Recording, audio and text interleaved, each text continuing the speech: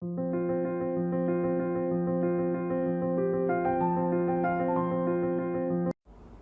الله الرحمن الرحيم كسو دوادا عشركي noogu xiga dynamic routing protocols kan kusoo jirnay ribka markaan ka nimaadno ka labaad inuu ka hadlaynaa waxa weeyaan EIGRP. EIGRP stand for Enhancing Interior Gateway Routing Protocol. waa protocolka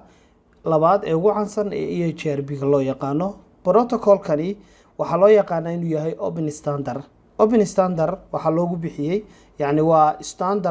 standardization ka sidiisa marka la sameynayo waxna company baa iska leh waa proprietary waxna waa wax standard oo dadka dhawada leeyahay marka awal Cisco la ahaan jirtay Cisco develop garaysay oo wuxuu ahaan jiray proprietary buu ahaan jiray proprietary wuxuu ka baxay 2023kii dhawaa sorry 2013kii dhawaa how many years waa hadda free yahay muddo yar kooban oo dhowr iyo 10 sano ayuu hadda yahay standard awal Cisco iska lahayd protocolkani markaynu eegayno dhinaca ma hybrid ma distance factor ba mise waxa weeye link state labadooda marka la isku daro ayuu noqdaaba la yiraahdaa it's hybrid weeyaan waa routing protocol sometimes waxa loo yiraahdaa advanced distance factor advanced way hadaba its characteristics maxaa la yiraahdaa astaamihiisa both distance factor iyo link state protocols labadaba way leeyihiin it has characteristics for both distance factor and link state protocols labadoodiba uu leeyahay labadoodiba uu yeelanaya marka habka uu wax ku dooranaya processku ku dooranaya waxa loo yaqaan algorithms baynu ku soo sheegnay shay waliba algorithm uu leeyahay hab xisaabeed wuxuu xisaabiyo waxa la yiraahdo dual ba loo soo gaabay dual wuxuu taagaya diffusion update algorithm waa algorithm xisaabinaya marba inuu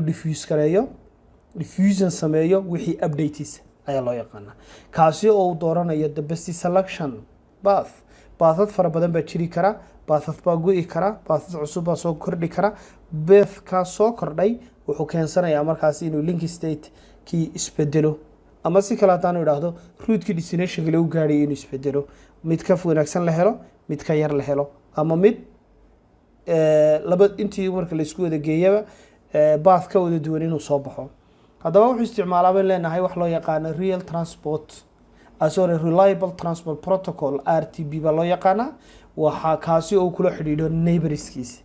marka leenahay waa reliable transport protocol waa protocol la isku halayn karo oo inta badan communication ka neighborskiisa uu la wadaagayo EIGRP hadaan soo gaabina enhancing interior routing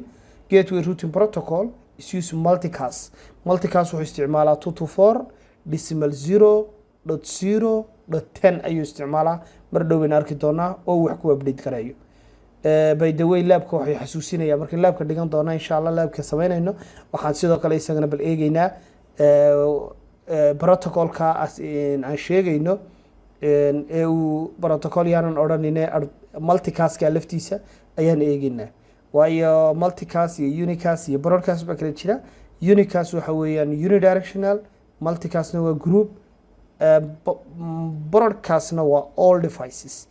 yani halka waxba ku raagin EIGRP wuxuu support karaya wax loo yaqaan IP version 4 oo IP version 4 adan isticmaalo iyo IP version 6 routing protocol labadaba lagu isticmaali karaa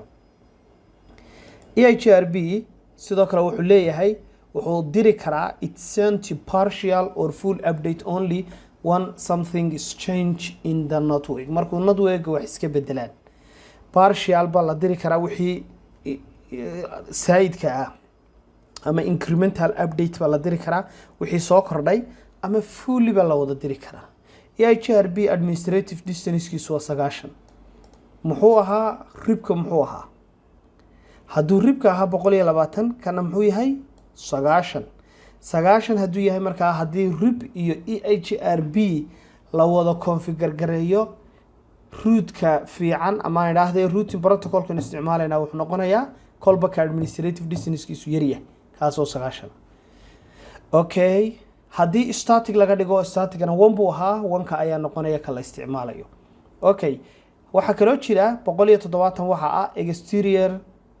marka la yiraahdo kale waa interior administrative distance exterior administrative distance-kiisa ayaa noqonaya 170 laakiin ma configure garaynayna inagu jawaabtu waa maya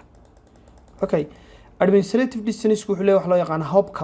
count waxa weeyaan waynagii nidhi waana distance factor dhinacna waa maxay waa link state haddayna xagga distance factorka ka eegno wuxuu hub count samayn karaa 100 ayuu support gareeyaa waxaana la tuungarayn karaa ilaa 255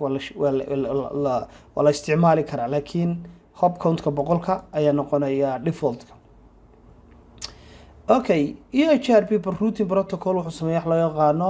equal cost load and unequal cost load balance labadaba uu sameeyo inuu support gareeyo costka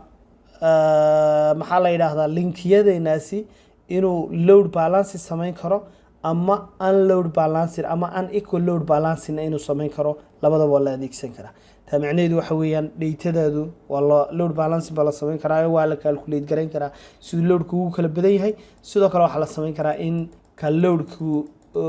unequal load balance labadaba uu adeecaya macnaheedu weeyaan okay EIGRP take load balance by default up to 4 paths ila 4 path ayuu kala dooran karaa load balance inuu samayn karaa laakiin waxa lagu configure gareyn karaa ilaa 32 path okay hello time buu diraya aan idhaahdo hello time of EIGRP protocol every 5 seconds hello wuxuu dirayaa message loo yaqaan hello network dabeetana laga soo jawaabayo every 5 seconds buu dirayaa hadduu 3 times 5 seconds diro 3 times hadduu diro 15 uu waayo wuxuu ka saarayaa rootkaasi markaa waxaan leenahay dead timekiisu waa 15 seconds wuxuu isticmaalaa update cent uu ku diraa waa inagii nidhi multicast buu ku diraa loo yaqaano 224.0.0.10 ayuu ku dirayaa kaasi ayaa noqonaya multicast wuxuu adeecaa sidoo kale wuxuu support gareynayaa dhinaca authenticationka ee securityga marka laga hadlayo MD5 authentication buu samayn karaa kaasi oo defaulta by default iyo